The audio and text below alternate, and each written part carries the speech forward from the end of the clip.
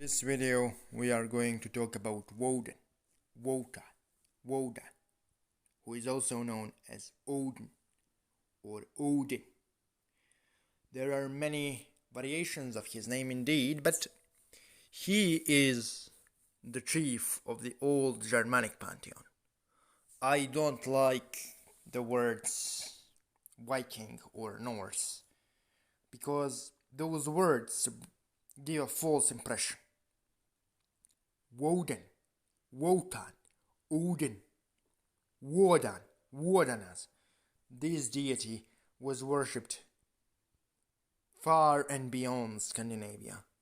He was worshipped amongst Germanic tribes, part of Slavic tribes, and his cult is fundamental component of all Germanic consciousness, and that fundamental component, which is the cult of Woden, and his example forged the Western civilization more than any other cult, in my personal opinion.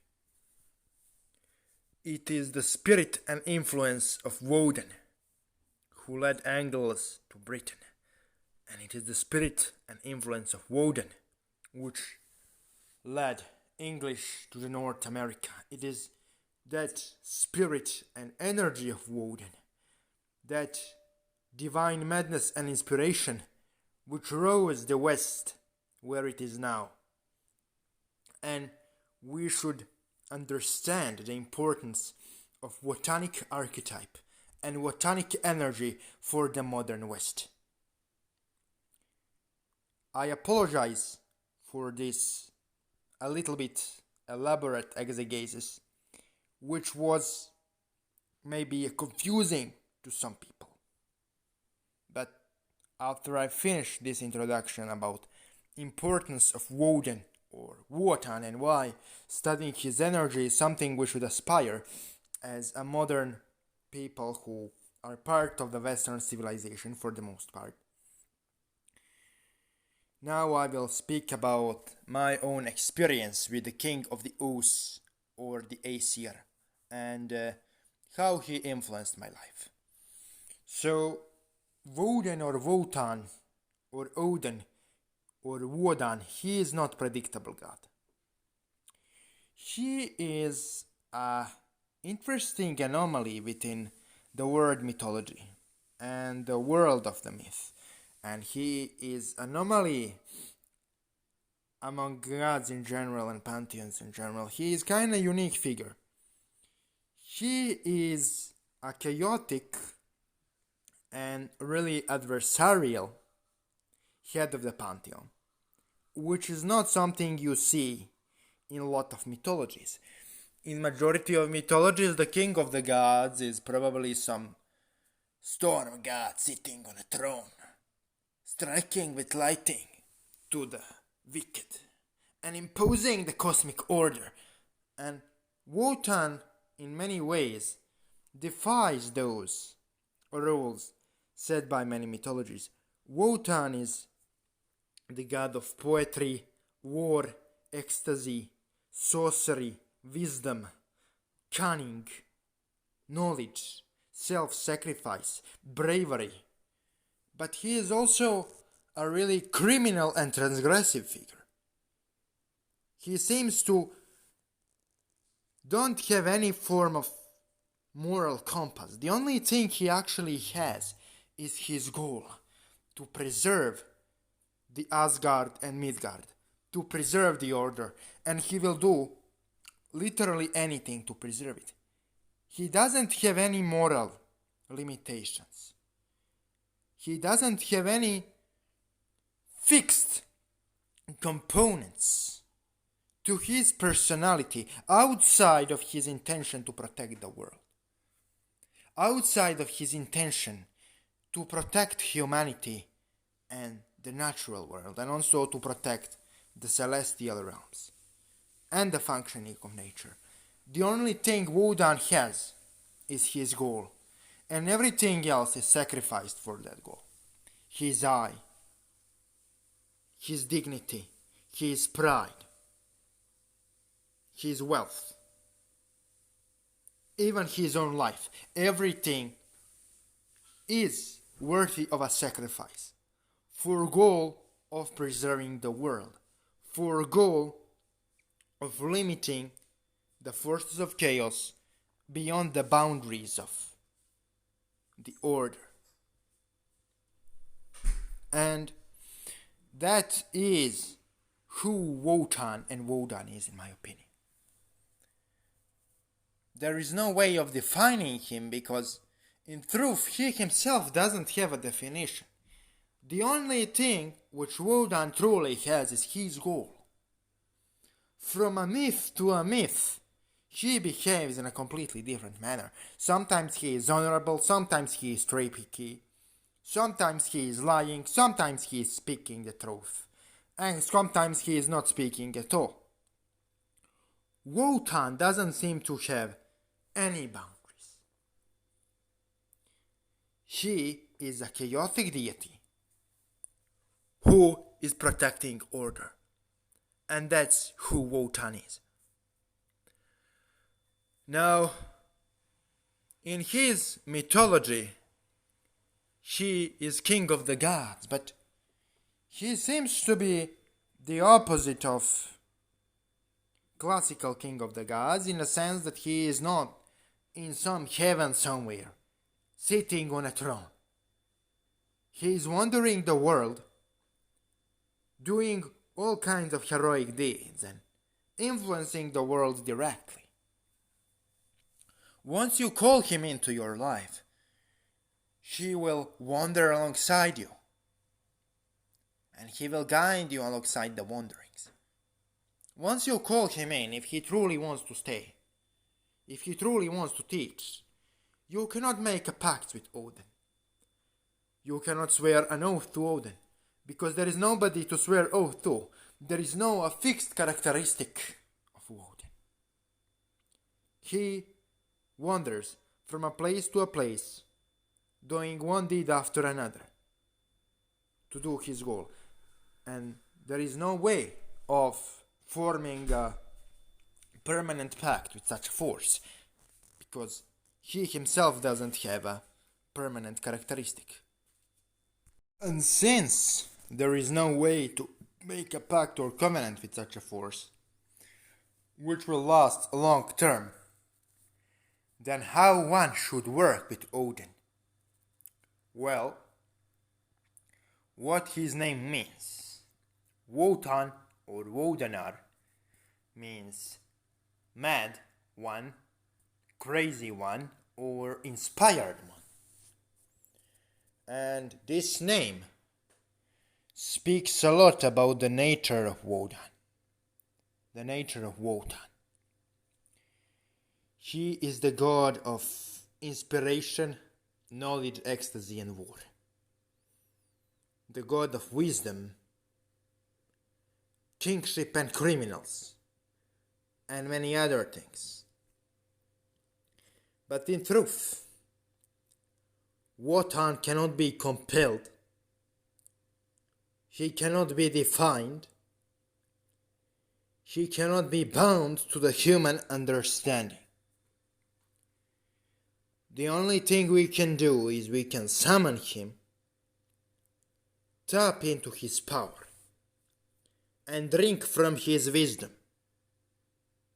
Apply the gnosis and wander across the world with it. When I say wander, I do not necessarily refer to the physical wandering. I more refer to the process of self-transcendence, physically or otherwise. And now, after we finish this summary of my personal experience with Wotan, I will speak a little bit more about how I summoned him. So every time I summoned Wotan to do something, what he essentially did is he didn't even bother to do things in the outside world.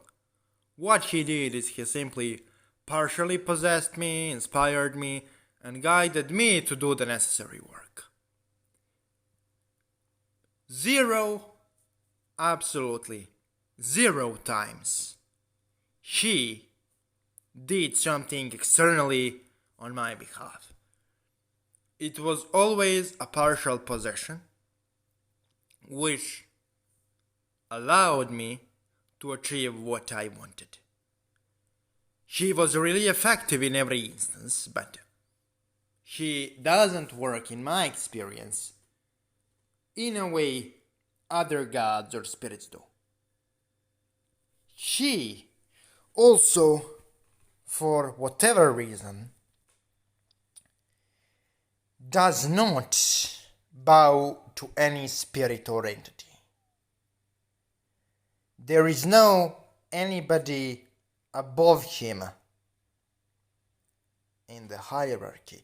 Even if you summon more powerful spirit than he is, he will simply try to trick the spirit and defeat him anyways.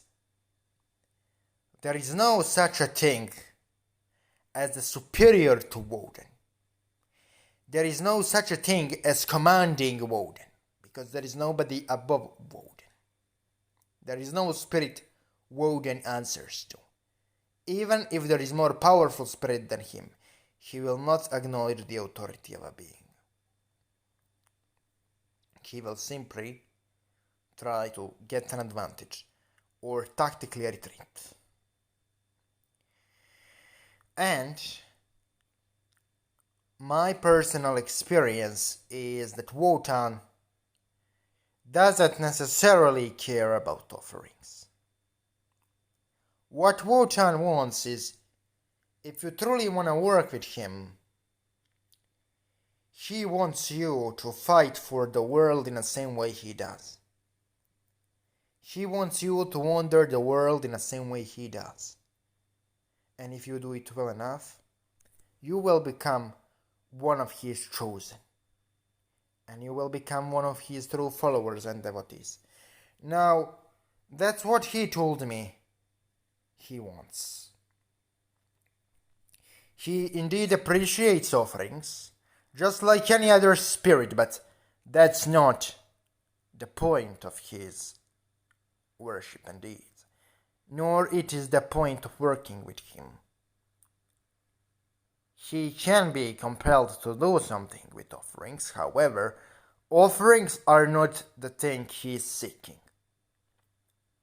Now, once we finish that, if you want to give offering to Wotan, if you want to give a physical offering, in my experience, you can give meat, mead, wine, poetry, and raven feathers. However, I mostly give poetry offerings. I mostly write poetry to him. So, regarding the types of magic Wotan teaches, I can only say what type of magic he taught me, but his knowledge exceeds anything I ever learned. He taught me necromancy, he taught me summoning elementals, he taught me possession, he taught me more advanced trance work, he taught me how to spontaneously receive visions without even trying. And what he teaches is receiving really accurate gnosis outside of the ritual. Once you summon him, life is a ritual. The boundary between the ritual and non-ritual ceases to exist. That's a really important note regarding the work with Wotan. And for the end of this video, I will give you a magical chant to tap into the energy of Wotan. Before trying this magical chant, one should have astral senses developed and be capable of rising sacred space. Magical chant is this: Hail Wodan, Wotan, Os Wodanaar. Hail Wodan, Wotan, Os Wodanaar. If you do not understand what chant means, that's okay. It's technically channeled, so, or it just came to my mind, or I heard words somewhere and I smashed them together, but it works. It works in my personal practice. I tried it multiple times and it really does work for me, so I shared with you magical chant. The text of the chant will be in the title of the video, so I don't have to